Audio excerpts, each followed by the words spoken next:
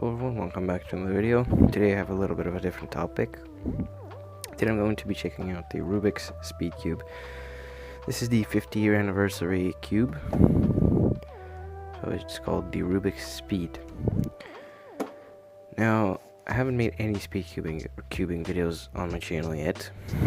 And I have actually done cubing in the past, but I never made a video on it. Today's going to be my first video on it. And we're going to start off by checking out the Rubik's Speedcube, the official Rubik's Speedcube. So this is the box that it comes in,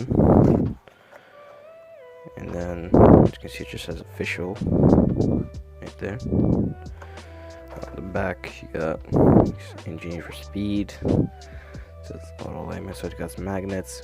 This is actually the first Rubik's brand cube with magnets, and you can see it has a adjustable tension. I'll also show that later. I'll just set the box aside. This is the cube itself. This is also the first time Rubik's has made a stickerless cube. As you can see, they usually always made them, well, not sticker, but they made them tile that had the black borders. Basically what I'm trying to say, it was never really made a stickerless cube. That's also interesting. Now, however, this is actually just a GAN Swift Block. This isn't their design, and it's just a repurposed Swift Block from GAN, which is also a pretty decent budget cube. Anyways, let's start with this. So you obviously got this nice stickerless design. You have that Rubik's logo right there. You turn out the magnets right here. Also separate them. You see there's magnets right in there. Pretty cool. I can see it aligns pretty well. And if we take one of the caps off, you can see this is what it looks like. If you do this dual adjustment system, where you have a screw for the tension, and you have this blue ring right here for the spring compression, and it goes from 1 to 5. Not sure if it's really visible, but I have currently set it to 2, but it comes preset with 3. So when you unbox it, it will be set to 3 automatically. Now, I don't know very much finger tricks, but my PR with this is 35 seconds, and I use a sort of combination of beginner method, and I do 2-look OLL, 2-look PLL. I memorize those. Well, let's do some turns. So it's definitely not too loud. The magnets really do help with the turning. Let's check the corner cutting.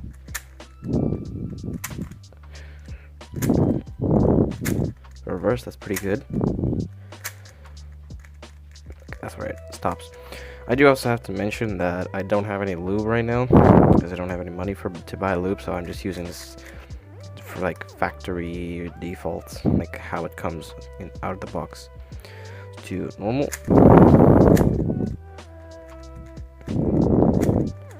That is very good. Let's compare it to, say, this Rubik's 5x5.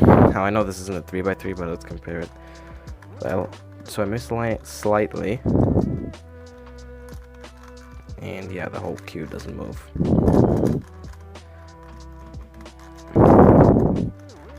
Yeah, that's how Rubik's used to design their cubes. So this is a very big step up.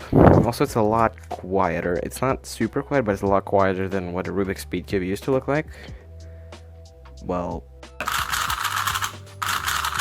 yeah, you can watch Japron's video on that if you want. So overall, this is a very good turning cube, and honestly, I have nothing against it basically. So let's just scramble it up, and I'll show you how I actually solve it. So first, you always make the cross. Like so. That's what you do in every single method, in beginner method and C-pop. So I first start with the cross, then I insert the corners and the edges, and if I find any F12 pairs, I'll automatically insert those as well.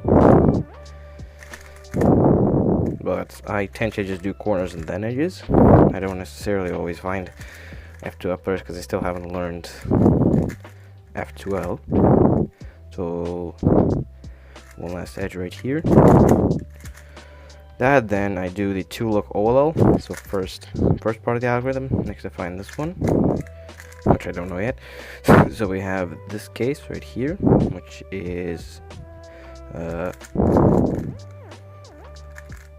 this algorithm. And I do 2-look PLL, and then check out the second part, and that's how I solve the cube. Now my finger tricks aren't the best yet, and I've only really practiced on cubes that aren't magnetic. I could show you that right here. This is just a cheap non-branded cube that has no magnets whatsoever. Turns pretty, well, not the best. This is what I used to deal with. You can see it feels so different turning comparing to this rather than that unbranded cube. So this is a very good cube for me. I just can't lube it, and there's also spring noise. I'm not sure if you can hear it.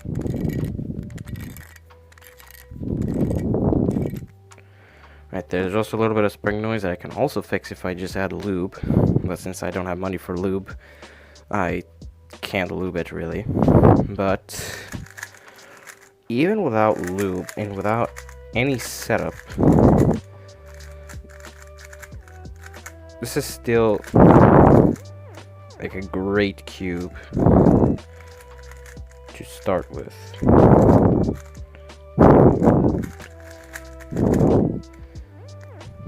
You see, now I have this. This is still a very good cube to start your speed cubing. What can I say? Journey, adventure. I don't want to sound corny.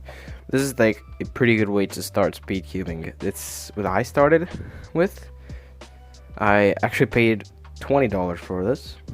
This cost $20 in the store that I found it in. For you, it might be more or less, depending on where you find it.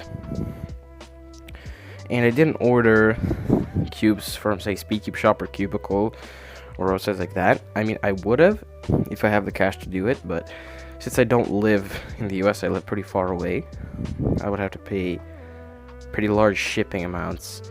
So a cube could cost, say, $9, then with shipping it would cost $30, which is why I just went to my local store that I know sells cubes, and I found this for $20, and I said, why not, and just got it. Like I said, I would lube it, but I don't have any money to lube it, so it is how it is. I can also put up an example solve right now. I'll pull up some example solves right now how I solve the cube. Now, beware, they are pretty slow for speed cubing standards, so I will maybe speed them up a little bit. Just a little bit so you don't waste time looking at my solves. But I'll put up a video of some example solves with it.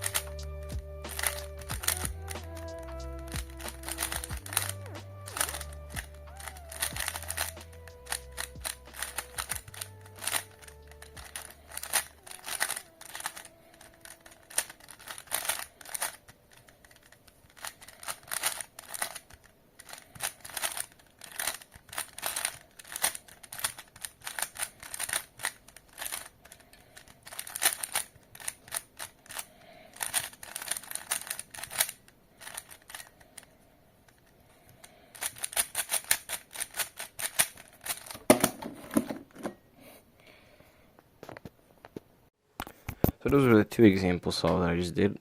As you can see, I also accidentally set a PB for myself right there with 32. See, my PB before was 35.15. I set it at 32. Like, total accident. It was a pretty good scramble. Here it is, although it's not the full results. And here I got a 41.56, which is pretty decent, considering that I used to average about a minute before. So I dropped that by about 20 seconds, and I got a PB of 32 with this cube. So overall, this cube is a very good choice if you're just starting out and you're thinking of buying this cube. I can actually recommend this cube. Despite it being a Rubik's brand, it is actually a very good cube, since this is just a repurposed Swift Block, which was made by GAN. So I can actually recommend you to buy this cube. Just after you do, lube it up and apply, basically just apply some lube. Maybe lube the screws too to prevent any spring noise. And this will definitely be a very good cube after doing that. So that will conclude this short little video about the Rubik Speedcube. And with that, I'll see you guys in the next one. Goodbye.